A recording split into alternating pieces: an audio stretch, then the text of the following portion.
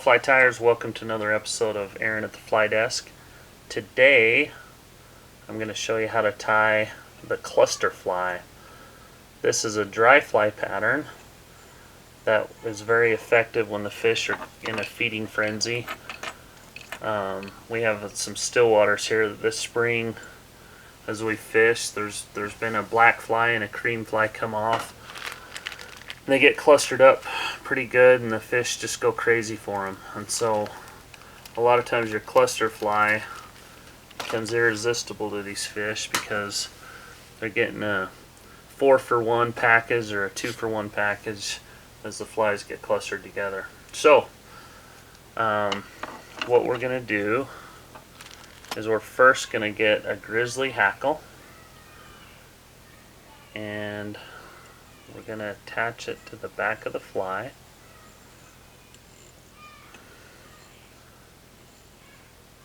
And I wrap a few wraps behind it, and then I'm going to start my fly. I line up my thread with my barb, just like so. Then what I like to do is get some dry fly dubbing. This is a dubbing from Semper Fly, and it says on the package it holds, was it 30 times its weight, so I've been pretty impressed with this stuff. This is a pale morning dun color. So a lot of times when you're trying to match the hatch, some of these flies are super tiny, and it's really hard to match it. So by tying a cluster fly, you can tie it a little bit bigger and still have the same effect. So what I do is I tie this on and I leave myself quite a bit of room at the front. And then we take our hackle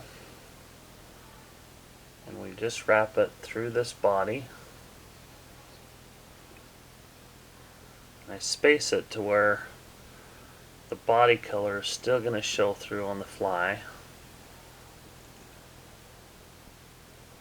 But then as I get towards the front, I start to get a little bit more liberal with my hackle.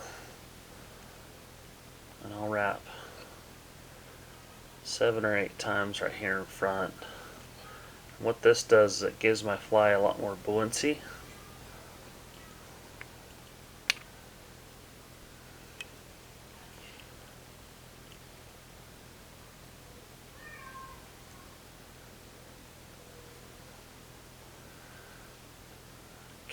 And a little trick here is I'll take my fingers and thumb, I'll kind of pull everything back so I keep those hackle fibers out of my eyelet.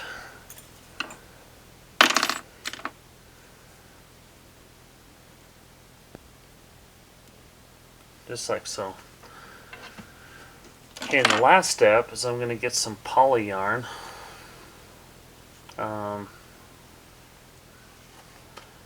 And I'm going to attach a piece of it on the front of the fly.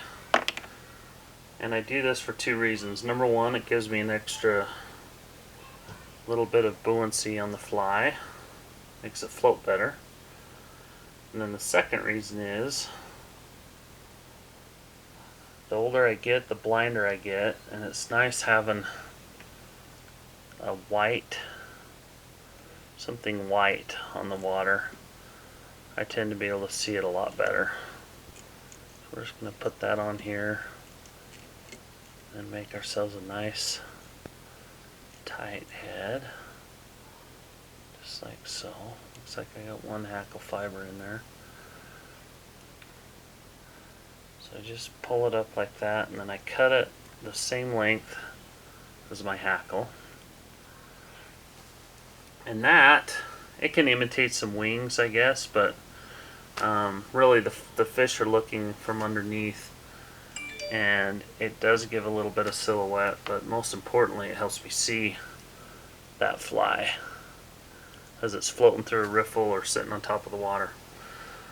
Okay, the last step obviously is we whip finish. So we'll take our whip finisher, go through through there, just like so. Okay, and I'll spin this so you can kind of see. It's just a nice little fluffy fly that sits high up on the water.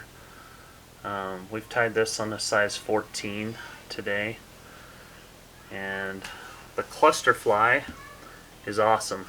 It's one of my go-to dry flies when the fish are in a feeding frenzy on top of the water. So there you have it, my friends, the cluster fly. Thank you for watching this episode of Aaron at the Fly Desk on the Angler Made YouTube channel.